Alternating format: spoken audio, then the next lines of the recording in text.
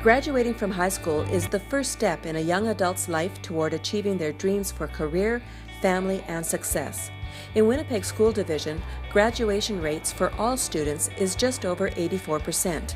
That's up about 12% from 7 years ago, and it's something the division celebrates. However, Winnipeg School Division identified the need to provide additional support for Indigenous students to improve their prospects for graduation, and as a result, the Aboriginal Graduation Coach Program was introduced in 2014. Someone is actually interested into looking into my future and helping me find opportunities to go forward in life and to graduate high school.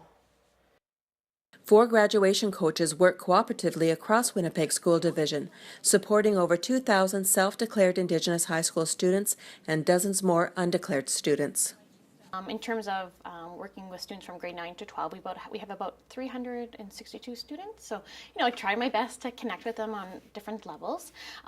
Even just simple, saying hi in the hallway is important, just to start building that relationship. It's a pretty big job, and so for me at Children of the Earth, I'm part of the support team. So guidance, resource, our cultural advisor.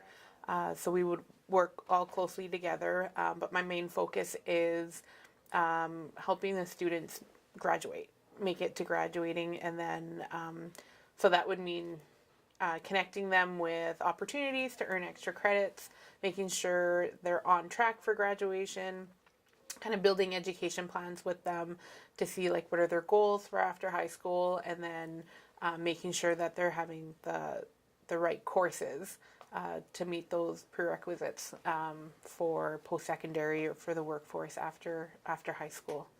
I'm doing okay now, but I was failing all my classes earlier in the year.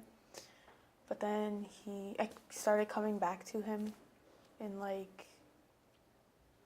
February, I think, and then he started helping me. There's a group of students that I have almost no interactions with. They don't feel they need support, they don't need help, and they've got lots of support from lots of other teachers. Those kids, I don't have to worry about them at all. They're going to graduate and they are excelling. There's a group of kids in the middle who want support, and I am their support as opposed to other teachers. They're going to be fine. They just like the support they get from me. And then there's a group of kids who need my support. They need it to graduate.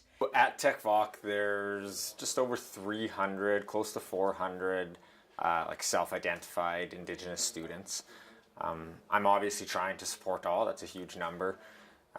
We have some kind of programs that we're running here that allow me to see and work with students kind of on a regular basis in a bigger group settings.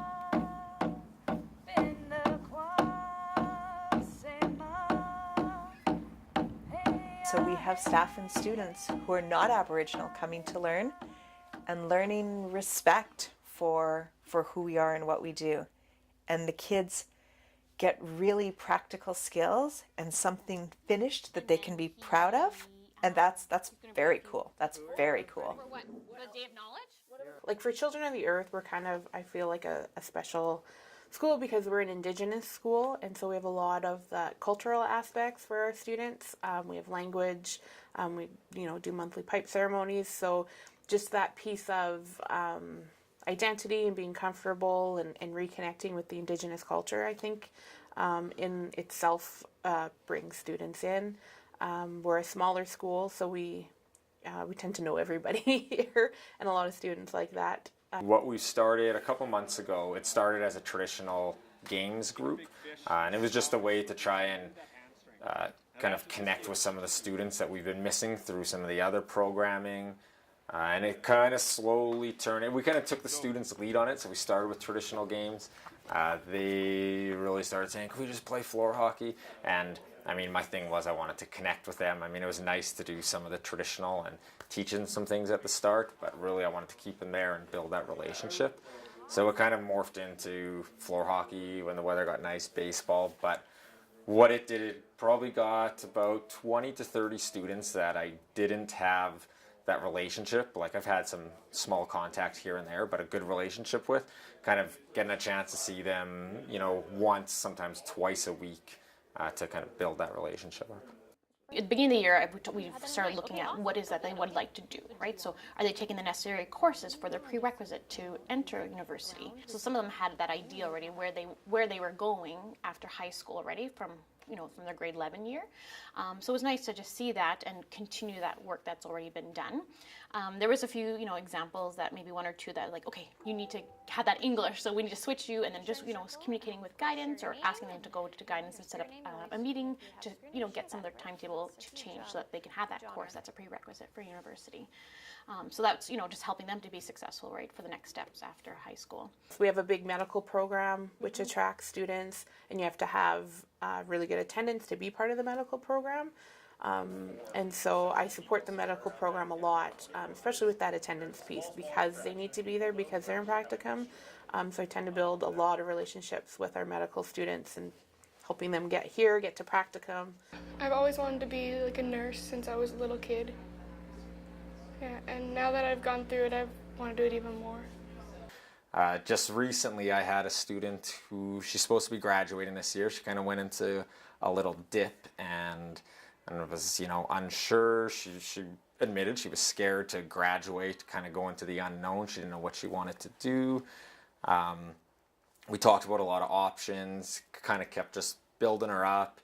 And just last week she kind of showed up at my door, and her attendance had improved the week before that, and said, can you help me apply to Red River? And we sat here and got her application done, and so now she's like really positive about her future and is really excited to graduate and move on and do something else. I want these kids to see that there is Aboriginal people all over the place, everywhere, in every level of society, doing all kinds of jobs. And holy crow, if you finish grade 12, the options and the opportunities you have, and if you need a kick in the butt or a hand up, we will help you. That's our job. Being able to build those relationships with the students and then see how, and watch them succeed, right? Watch them take kind of the things, the experiences that whether it's an outing that they're getting or the things that we just talk about in here, and then them being able to put that kind of stuff into play in their life, and just kind of watch them through. And there's ups and downs along the whole way, but to watch them go through it and to be able to kind of share in those moments with them, right, and have that strong relationship, and feel proud when you do see them have those big successes. Families are their first teachers, right? And of course, if they're not in care, we still have that same expectation to have everyone involved in that communication piece. So, talking with families, just kind of even the most thing that I've always wanted to do is, call them even just for the positives, right? Oh, did you know?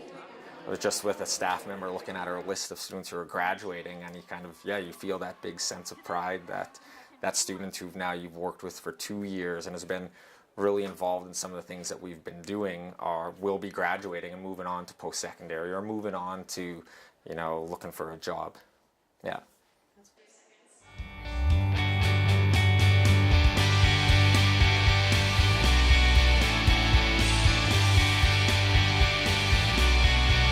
I'm really happy and relieved.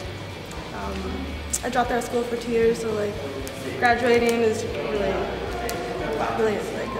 I don't know, I have no words right now to explain how happy I am to be graduating.